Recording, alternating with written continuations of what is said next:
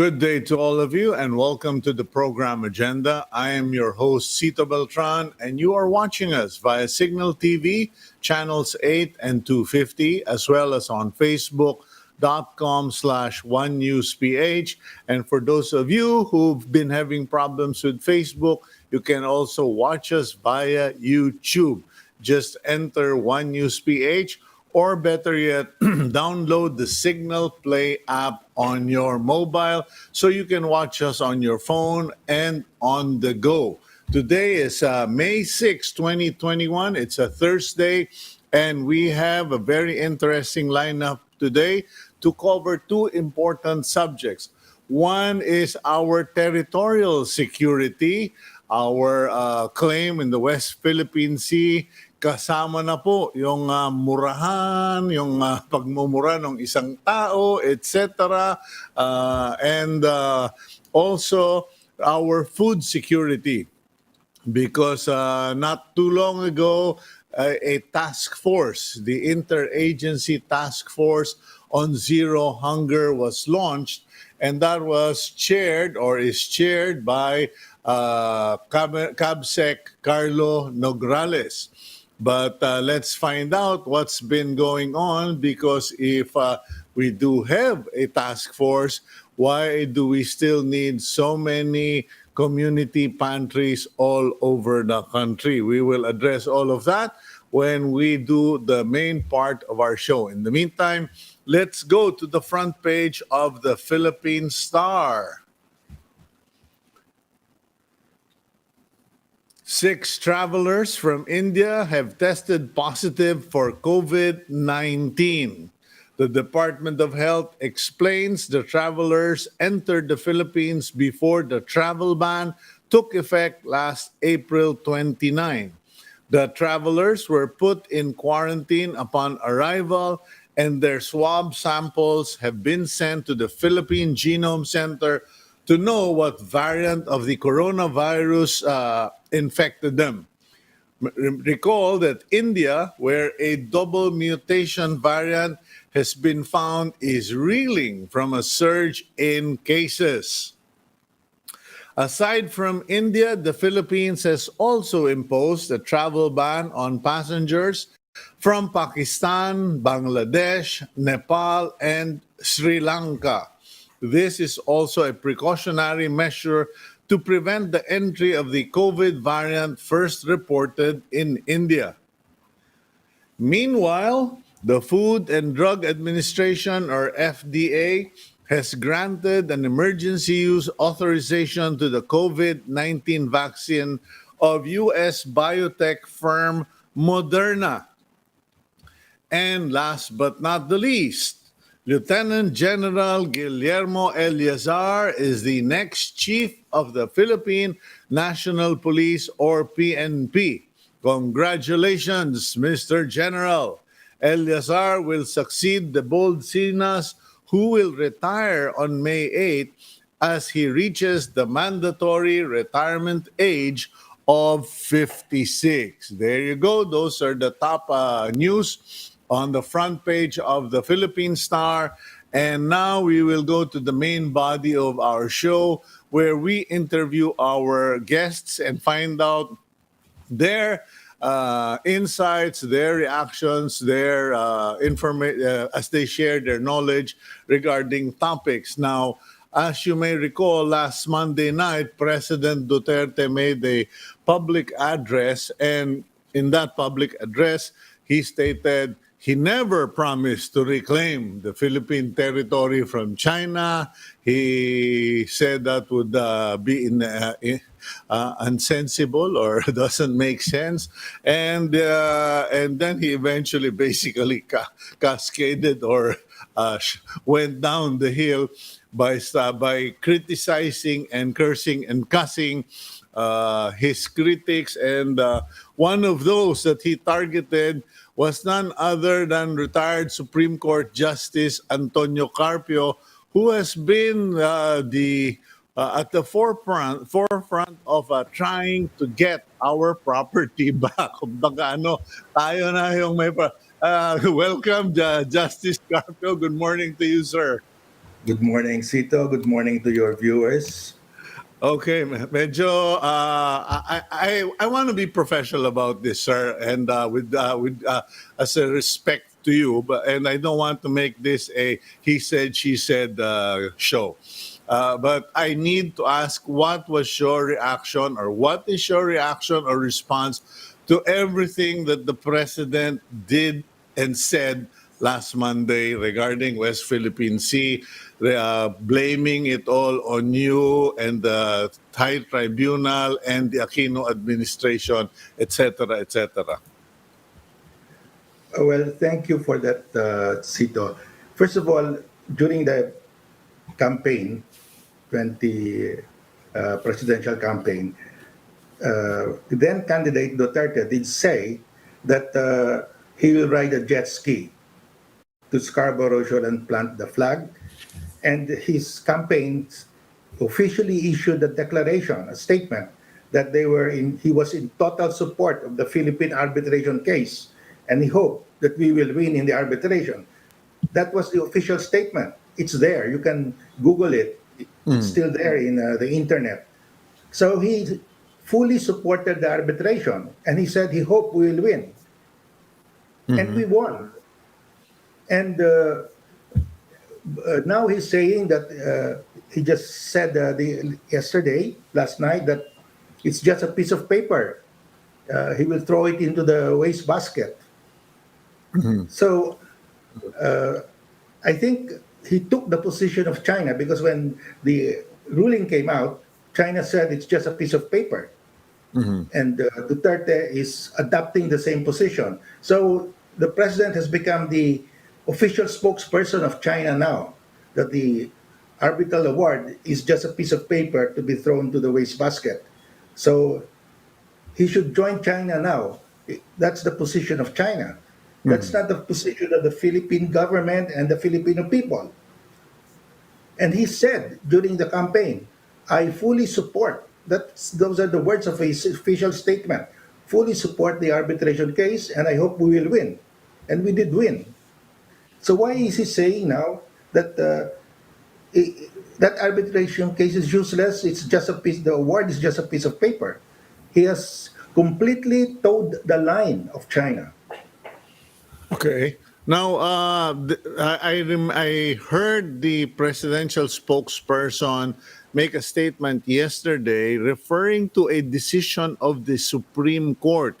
I believe it had to do with exclusive economic zones, where the Supreme Court allegedly, or you have to forgive my memory, but I remember there was a decision where you essentially said, well, it's a general ruling of sorts.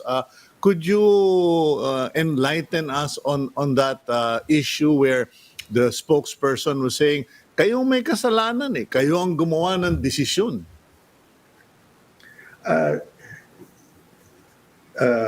The spokesperson, Harry Roque, filed a case, no? Mhm. Because Congress passed a law, Republic Act 9522, saying that we follow UNCLOS. So Congress adjusted the Philippine baselines, the archipelagic baselines, and said, from these baselines, we will measure our territorial sea, 12 nautical miles, and then our extended continental shelf from our archipelagic baselines. That's the law, Republic Act 9522. This merely followed the older law. It was Commonwealth Act 33 something.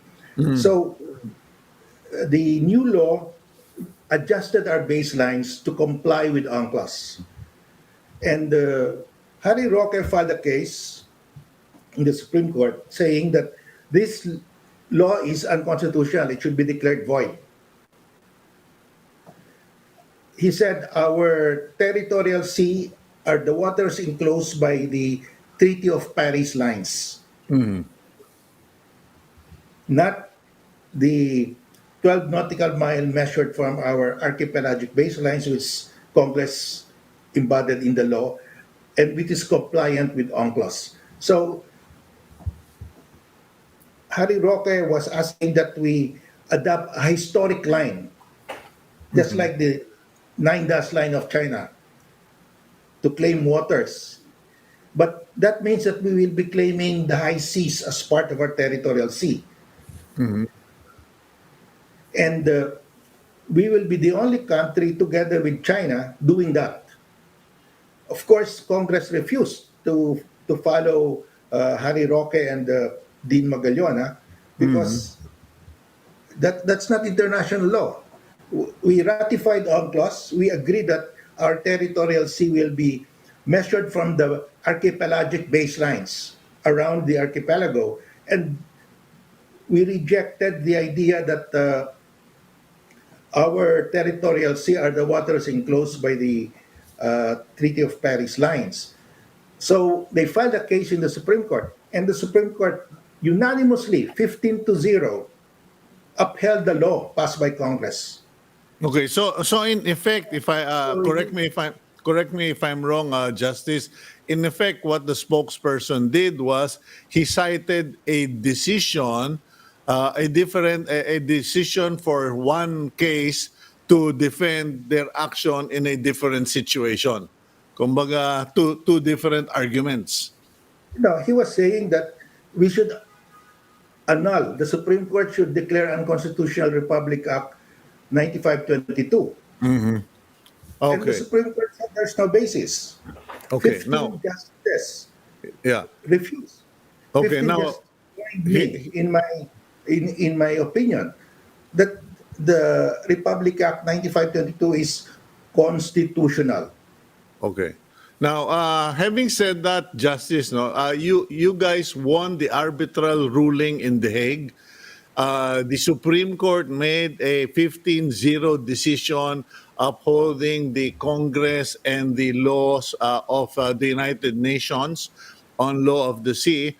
But the president and his minions are simply saying it's a piece of paper. And that's last night was not the first time he said that, Justice. He said that before. It's just a piece of paper. Where does that put us? Does that nullify or does that tell the UN or The Hague, well, our president said it's a piece of paper, it's meaningless. So does this mean China wins? Well, of course, that statement will be a cause for a big celebration in Beijing. They will be jumping with joy like chimpanzees because that's what they want to hear from President Duterte. That's what he want to hear from the government of the Philippines, that the Hague Arbitral Award is just a piece of paper to be thrown to the wastebasket. So what the president said that we refuse to accept the award, that we have a full EEZ, exclusive economic zone in the West Philippine Sea. He's practically saying, give it to China. Because the award rejected the claim of China and approved our claim. Now the president is saying that's just a piece of paper. So he's really accepting the claim of China. Okay, now you reacted by saying that this is grand larceny, estafa. I have to be honest, and I'm sorry, I'm the ignorant civilian here. Sabi ko parang, bakit estafa? Hindi ba dapat treason ang kasalanan? Shouldn't it be high treason and not grand larceny when you betray the interest of the state? Well, technically, treason can happen only during war, and we are not at war. If it does not happen during war, so it has to be disloyalty to the republic, betrayal of public trust. But in this case, when you promise to the people, when you are seeking their votes in an election, vote for me, and I will ride a jet ski to Scarborough Shoal. So the people voted for you. And you did, and after you won, you said, "Oh, I was just joking. It was Okay. just hyperbole." So, Okay. yan, Nako, linoko mo yung tao. Pag linoko mo yung tao, that's swindling, di ba? And swindling is estafa. Very sensitive kasi ho ako sa hyperbole and figures of speech kasi dyan montik makulong yung tatay ko eh. do sa figure of speech under the bed, no? But speaking of cases, hyperbole, etc., what will be the subsequent consequence of this for the president and his cabinet members who support him on this? Kasi syempre, his term will end in 2022. Now, is it possible that when he no longer has presidential immunity, are there cases that can actually be filed against him? Not that he cares. He evidently doesn't give a damn because he's already 70 plus years old. So he always says, go ahead, jail me. I don't care. But what are there cases that can be filed against him? Well, when he leaves office, he cannot be impeached anymore because he's gone. Mm. And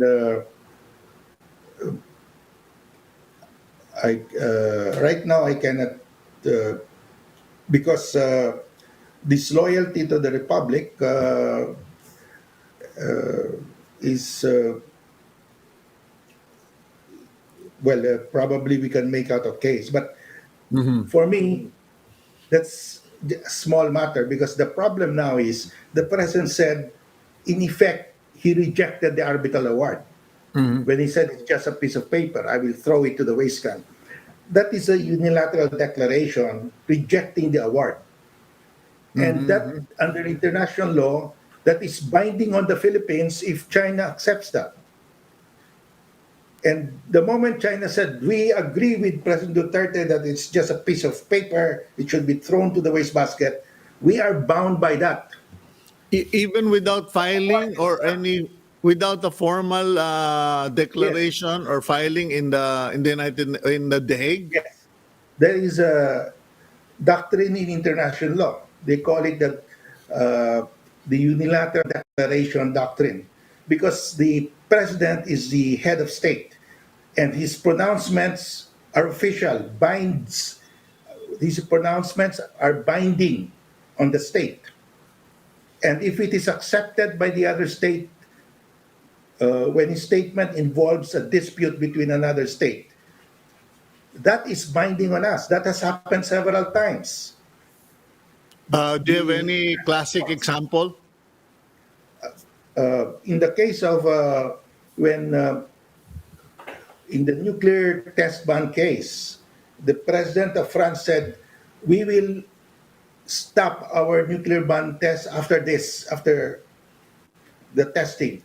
And the International Court of Justice said that binds France because even if it's a unilateral verbal declaration, that's a statement of the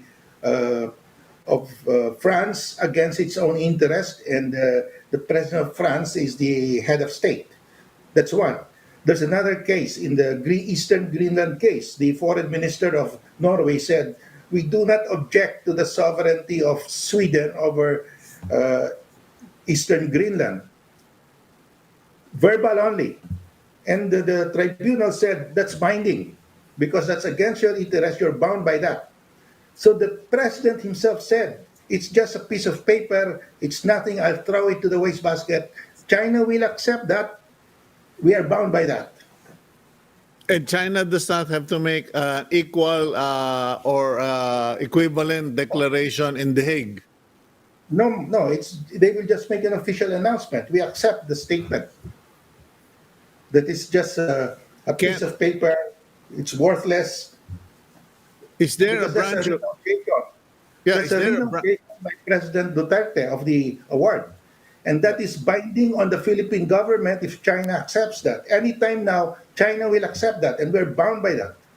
Yeah, but is there any branch of government, since we have three independent bodies, allegedly, is there any other branch in government who can repudiate that or rebuke that or renounce that? Unfortunately, there is none. That's the dilemma now. There is none because the president is the head of state. He's the chief architect of foreign policy. The president actually did this already before. When he arrived from Singapore in 2017, he said, I am setting aside the arbitral ruling. To set aside the arbitral ruling means to abandon, to revoke, to, to reverse. So I immediately called up the DFA officials and I said, this is a unilateral declaration and this could bind the Philippines if China accepts it. So you Okay. have to explain this and say the president didn't mean that he will abandon, he will just put it aside to raise it at some future date. And the DFA made a declaration, a statement. There is no abandonment by the president. It is just putting it aside, and he will resurrect that claim at a future date. A few hours later, China said, we accept. So we beat the gun. We beat China there.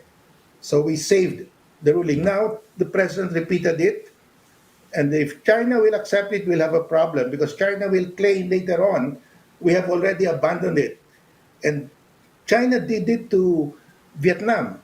During Okay. the Vietnam War, the Prime Minister of Vietnam Okay. wrote a letter. Justice, yeah, Justice, if you don't mind, please hold that thought, hold that example in history. We'll just go for a quick break. And when we return, I'd like to ask you about the consequences of this declaration and also the Vietnamese experience. We'll be right back here on Agenda.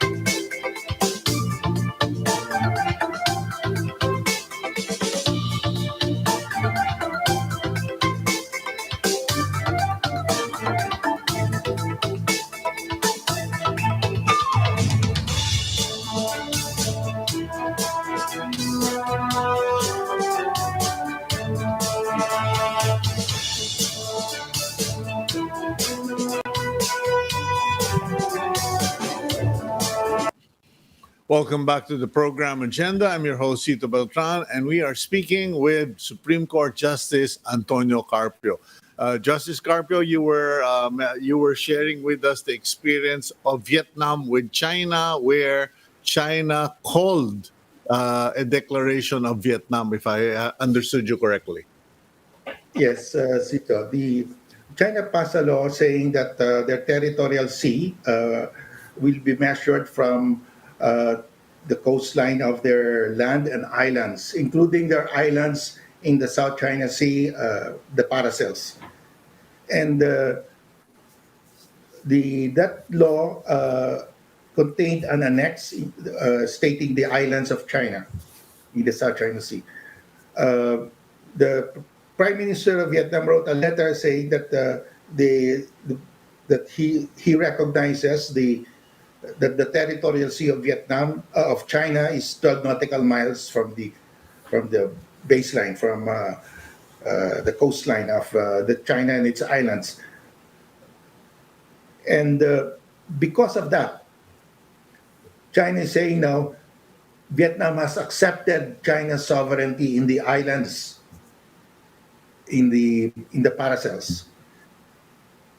So that is an admission against interest of Vietnam. That's China is always raising it against Vietnam, but that admission by Vietnam was principle agreed that you measure your 12 nautical mile from your baseline.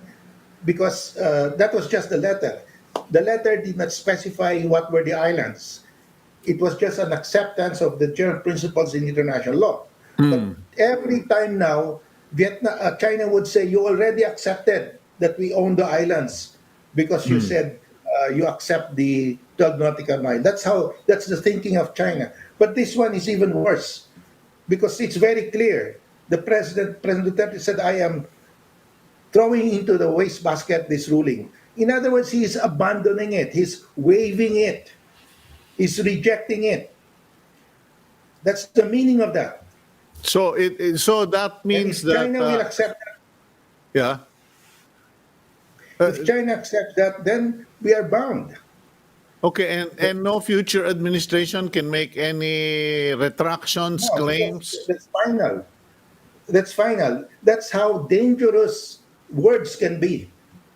That's why every president must speak carefully when it comes to foreign relations, because you could be you,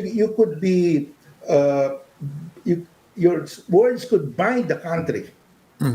Very Okay, important. You have to be very careful in what you say. okay. Now, there's some confusion for Filipinos, Justice, kasi may mga naintindihan yung 12 miles from the shore. Meron naman sinasabi, hindi, pinag-aawayan nila yung mga isla-isla na 200 miles away from us, na malayo sa atin, etc. 400 miles away from us. Pero recently, may hinabol yung mga Coast Guard natin dyan sa may Palawan, which was, I think, 75 miles from the shore. And medyo biglang may nag-isip kagabi, teka, delikado yata to. Baka mamaya mali ang sukatan natin. What exactly are we talking about when we are arguing about the West Philippine Sea? Are we just talking about the exclusive economic zone or beyond the exclusive economic zone na binibitawan na ni Presidente Duterte? Well, the territorial is 12 nautical miles. Beyond the 12 nautical miles, you measure 188 nautical miles. That's the exclusive economic zone. So yung habulan, nangyari yan sa exclusive economic zone. Why? Bakit natin hinabol? Because in the exclusive economic zone, we have exclusive right to the fish. China cannot fish there. So if their fishing boats are there, we can drive away the fishing boats if they are not just passing through. But they've been staying there. They can pass through because there's freedom of navigation, but they cannot fish. Okay, now you mentioned freedom of navigation, and the Americans have been talking about freedom of navigation. We have to defend our economic interests. Australia has said the same thing. Singapore has said the same thing. Now, pwede ba tayong call a friend or call Big Brother in this situation? Because some people are wondering, why are we not simply calling on our allies and let's just settle this once and for all? Well, the U.S. and its allies sail in the West Philippine Sea in our exclusive economic zone. They sail there, they conduct naval drills because under international law, they are allowed to do that. There's freedom of navigation, including naval drills. Whenever they do that, they are telling China this is an exclusive economic zone of a coastal state. That's why we can do this. And in the West Philippine Sea, there is only one coastal state, the Philippines. So in effect, they're enforcing the ruling by saying this is an exclusive economic zone. China is saying that it's not an exclusive economic zone of the Philippines because that is within the nine-dash line. The Americans and its allies sail there. This is an exclusive economic zone. That's why we can sail and conduct naval drills. So the Americans and its allies are actually enforcing the ruling for us. Not because they love us, but because they want to assert freedom of navigation because they don't want China to control the waters. Okay, now what happens with I just read here that apparently President Duterte entered into a verbal agreement. I think 2 years ago with China. Oh, we will both fish in the West Philippine Sea, in the South China Sea, and we will share the bounty of the sea. Parang green light na rin yun. That is unconstitutional because the Constitution says the state shall preserve its marine wealth, protect its marine wealth in the exclusive economic zone, and reserve its use and enjoyment exclusively for Filipino citizens. Reserve the use and enjoyment of the exclusive economic zone exclusively for Filipino citizens. Yung pinayagan niyo yung mga Chinese to fish in our exclusive economic zones, that violates the Constitution, very clear. That's a clear violation of the Constitution. Okay. Justice, pasensya ka na, no? Kakambyo lang ako ng konti. And I am not trying to dilute your arguments and your passion for our territory. But I can't help but wonder if you are being used by the administration as a foil. Kumbaga, you are a weapon of mass distraction. You are being used to distract the masses from the bigger problems of the country, which to me is still the fact that we don't have vaccines. And if I am going to follow the behavior of the president, mukhang doon mainit talaga yung ulo niya kasi yun yung buta sa pantalon niya. How do you react to that? That, you know what, the president is engaging Supreme Court Justice Carpio kasi it's a convenient distraction from the failure of our war against COVID. Well, I've been doing this even before the pandemic. So this has been my advocacy long before pandemic came, and I'm just continuing. And I've also written about the lack of vaccines. I wrote a column. Where are the vaccines? You know, we are now in May, and from what I gather, the national government has not signed a single contract to purchase a single dose of a Western vaccine. The purchases have been made by private sector and local governments. But the national government, so far I have not seen, or because the national government will buy the vaccine, the Western vaccines, using borrowed money from World Bank and ADB. But the loan agreements have not been signed. And the Philippine government cannot sign a contract unless the cash is there, because the administrative code says you cannot sign a purchase agreement unless there is a cash. The chief accountant must certify the cash is available. And if the loan agreement has not been signed, the cash is not yet available. So there is no signed contract yet. And any signed contract without that certification of the chief accountant would be void. That's in the law. They're saying that they signed term sheets, but term sheets are not contracts. They're just expression of interest. The manufacturer will not put us in the delivery schedule, firm delivery schedule, unless we make a down payment. So my first question is, where are the signed contracts, purchase contracts? May napirmahan na ba? That is the question that we should be asking the government. Okay, Can I ask so that question? go ahead. Okay, so may napirmahan na ba? Wala pa.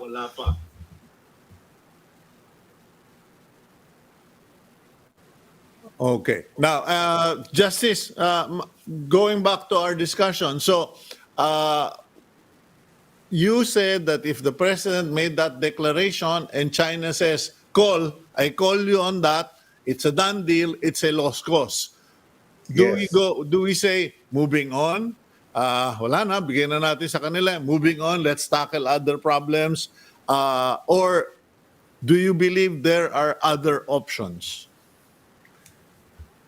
Well, China will go to an arbitral tribunal using that argument, and We will fight it, of course, but China has a very good case because the president said it. It's on YouTube. It's on the internet. They have a video. And So they have how do the you? yeah, and they have a they have a navy to back it up.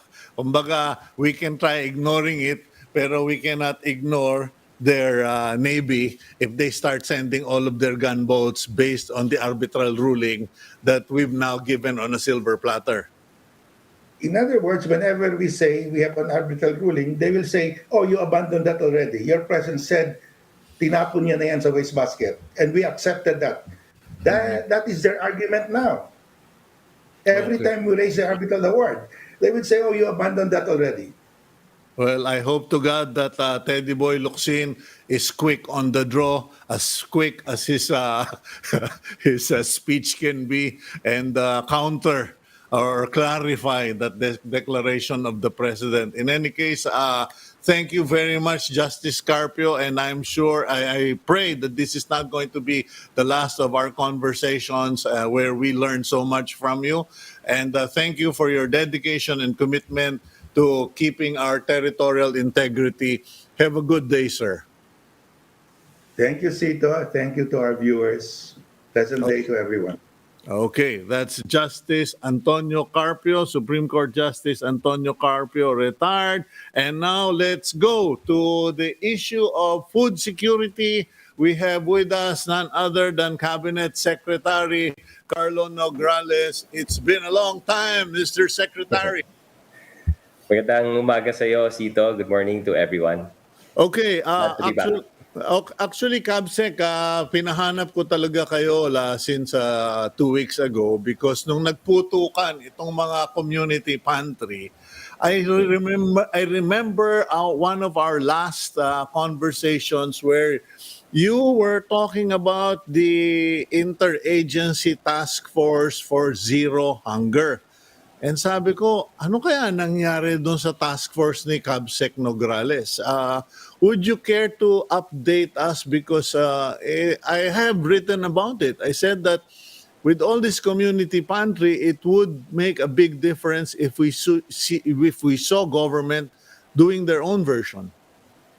Yeah, tuloy-tuloy pa naman yung mga ginagawa natin sa Task Force Zero Hunger. No? Una sa lahat, we have a new project now with the National Nutrition Council, yung pamamahagi natin ng mga nutritious food products or food packs para sa mga buntis na nanay na nutritionally at risk.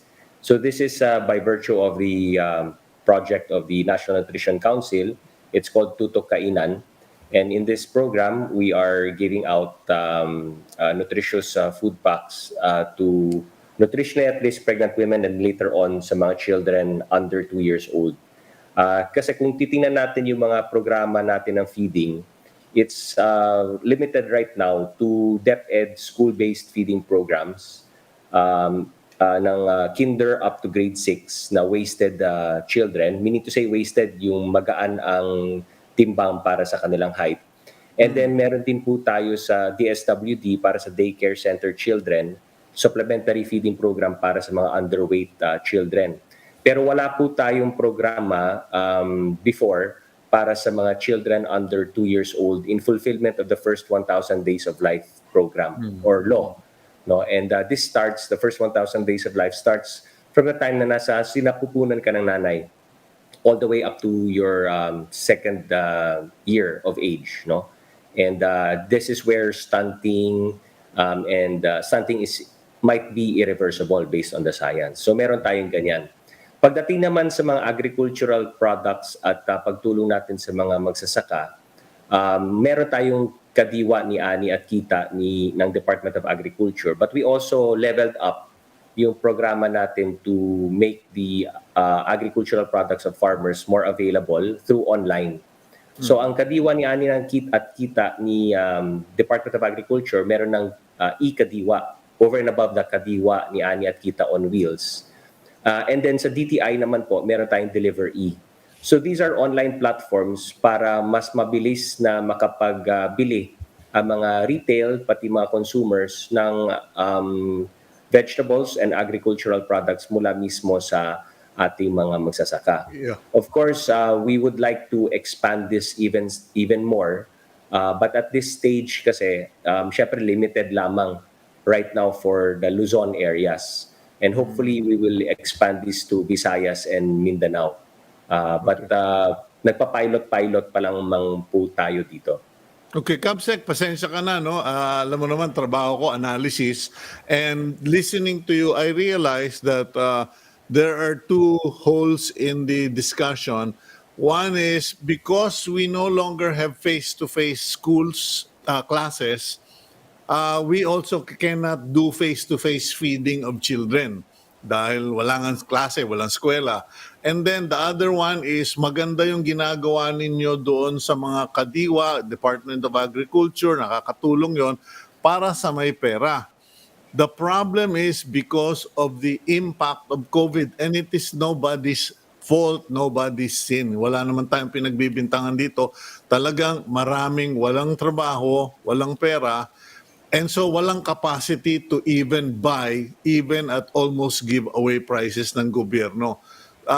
What can we do to remedy the situation? Kasi na-discover naman natin, I think one beautiful thing about this pandemic is that it made us realize na yung akala natin swapang, hindi naman pala swapang. Yung akala nating mga maramot na mga kumpanya, mga negosyante, may puso rin naman palang ginto and have been giving billions, millions, etc.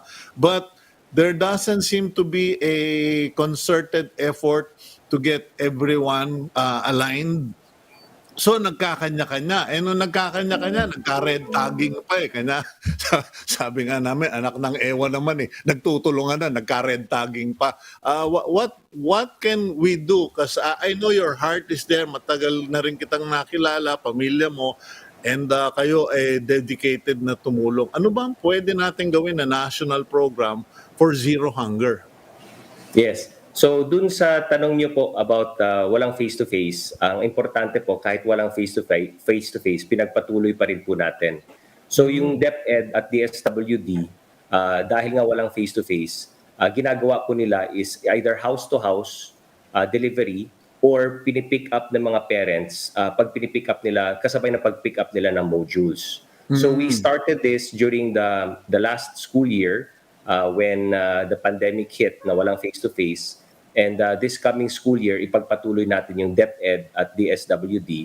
Kahit walang face-to-face, nutritious food packs sina house-to-house or pinipick up ng magulang kasabay na pag-pick up ng modules, number one. Okay. Doon sa, yes, yung community pantry and walang trabaho. Doon naman sa concern na yon, ang nakikita kasi namin dito, mas sustainable kasi if we are able to teach our mga kababayan, mga naghihirap nating kababayan, how to plant or grow their own food, no? So what we did is yung mga 4 Ps na CCT beneficiaries natin ay tinulak po natin at in-encourage natin at tinulungan natin na makapagtanim po sila ng sarili nilang mga gulay sa kanilang bakuran or sa kanilang mga community. And thus far, we've been successful. About more than 3 million 4Ps CCT beneficiaries are either growing their own vegetables in their own backyard or sa kanilang communities. But ang challenge is dito sa urban. So nakita namin, we have about 700,000 beneficiaries ng 4Ps na hindi makakapagtanim ng kanilang gulay kasi walang mapagtaniman sa urban areas. So we are now working on a project with the private sector for container gardening. So gamit yung mga recyclable containers, tuturuan namin sila how to grow their own vegetables using container. We will pick and select what kind of vegetables are easy to grow sa containers. We will teach them, and we're just waiting for the project to be finalized. Malapit na po, and then we will launch this. It will be a collaboration between the public sector, the national government, the LGUs, and the private sector. Then speaking of private sector, as you know, meron tayong tinatawag na Pilipinas kontra gutom. And this is really a collaboration between the public sector and the private sector. And lahat ng nasa national food policy natin, tinapatan po ng PKG or Pilipinas Contra Gutom, mga partners natin sa private sector. And we're now currently working on 4 work streams.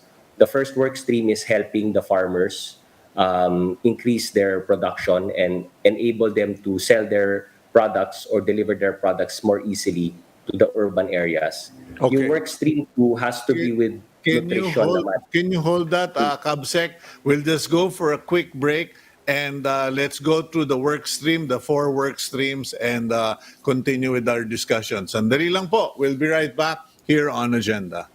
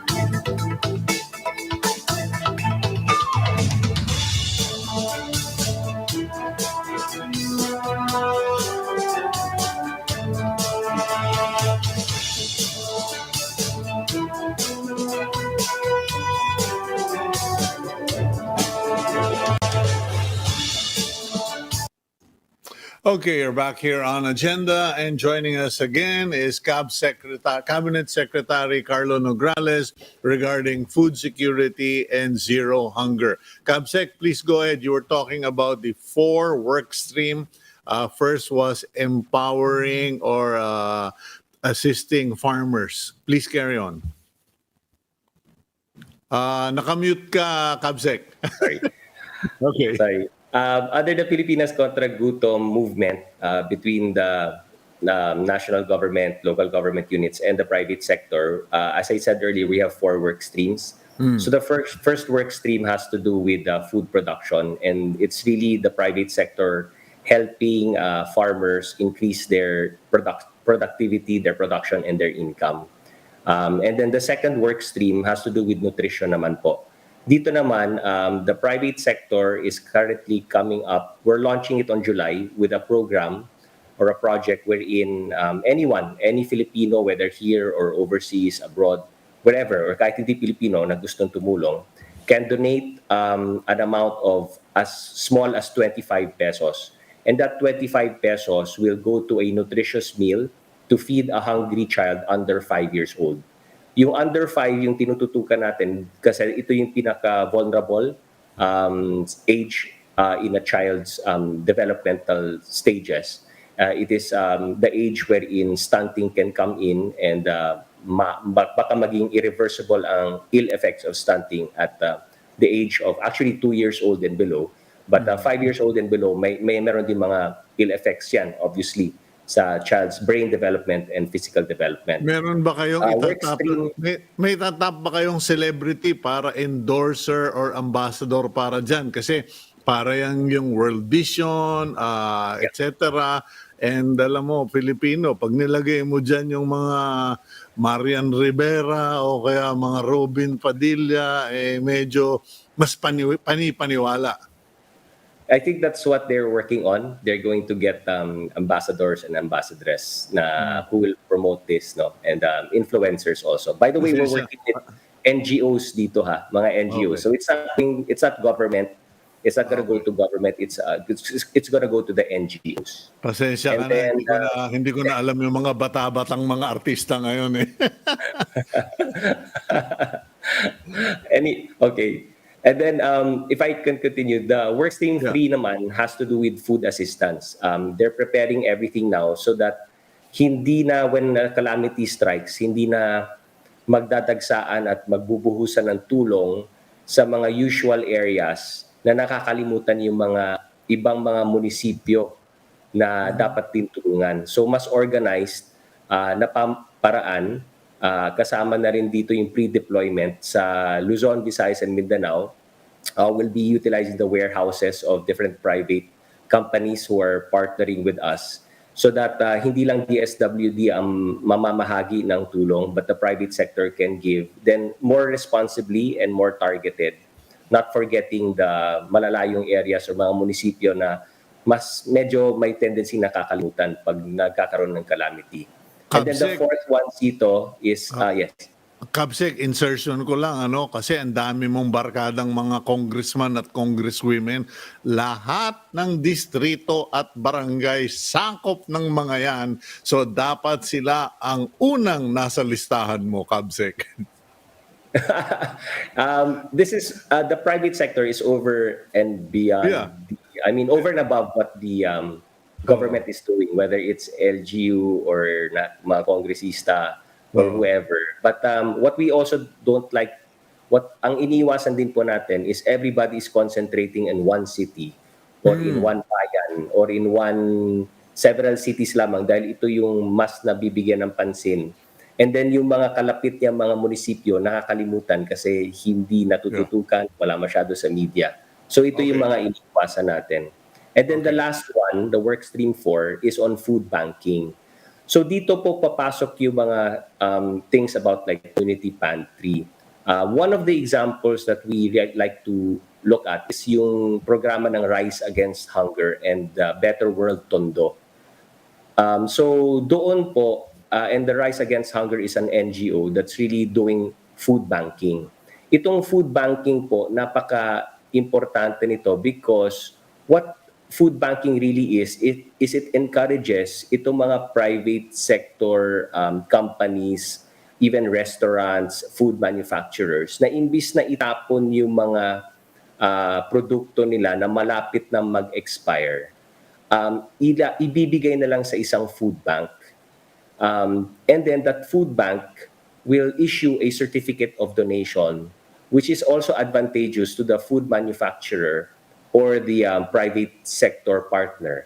Kasi imbis na itapon mo, and by the way, discarding soon to be expired or expired products entails cost. It entails cost. So instead of entailing cost sa disposal, i-donate mo na lang sa food bank. And the food bank will issue you pa a certificate of donation which you can use for tax purposes also. So may advantage ka na, nakatulong ka pa sa kapwa mo. Then the food bank now utilizes that and the food products that were donated and feed the people in the community. That's what Rise Against Hunger has been doing. And PKG wants to expand itong program ng Rise Against Hunger to other areas also in Visayas and Mindanao. So it's now a more sustainable community pantry that, by the way, Rise Against Hunger has been doing for so long. San Miguel Corporation had donated their property in Tondo, and that's now the headquarters of Rise Against Hunger. And every day, dyan sa Better World Tondo, namamahagi po yan sila ng mga nutritious food products or food products dun sa mga communities dyan sa Tondo. Dati, nagluluto pa yan at nagpapakain. But because of this whole COVID-19 situation, hindi na nila magagawa yan. So ang ginagawa, repacking na lang, as you saw in the video, and then pinapamahagi na lang po dun sa mga pamilya sa Tondo. Okay. So, that's all good news. At saka, mabuti pala na interview namin kayo kasi medyo hindi lumalabas yung mga balita na yan eh. No, seriously. I simply assume no classes, no feeding. We don't hear about ano yung sa Tondo, Rise Against program. Hunger. Rise Against Hunger in Tondo. I mean, there are good news, and we just hope that guys like you would continue to share it with us in media para people will hear and see that there are good things happening. So, by the way, you are the co-chair for the IATF. May mga interesadong magtanong, ano bang mangyayari? When are we going to reopen the economy, etc., lalo na sa tourism? and sa mga food and beverage outlets dahil marami talaga 400,000 yata yung umaasa sa mga restaurants lang sa Metro Manila, puwera pa yung sa tourism. Yes, so let's talk about that sa NCR Plus, no? Kasi dito naman nagkakaroon ng MECQ, no? So what we did sa IATF is right now, it's 10% pa lamang sa dine-in, no? But yung sa dun sa delivery, wala namang problema tayo doon. Doon sa alfresco, meron na rin po tayong mas mataas na seating capacity. But for dine-in, it's 10%. But there's also an ability or a way for that to increase if the restaurants comply with the requirements to gain a safety seal. So itong safety seal program ng DTI has two purposes. No? One is to ensure that these restaurants comply with the very strict health protocols and health standards as found in our national issuances, no? Particularly DTI and DOLE. And then, pag nag-comply sila, then they can be given a safety seal certification. And also that entails na dapat gumagamit sila ng Stay Safe app, our contact tracing app. And by giving that safety seal, then there is a chance for an increased capacity doon sa mga dine-in. So that's one way for us to also protect the customers, protect the employees of these restaurants, and increase the capacity of the restaurants to help them hire more people as well. So this is something that's in the works right now, particularly sa MECQ areas, which is NCR+. And yan po ay ginagawa na at kinakascade na ng DTI and DOLE sa mga stakeholders natin.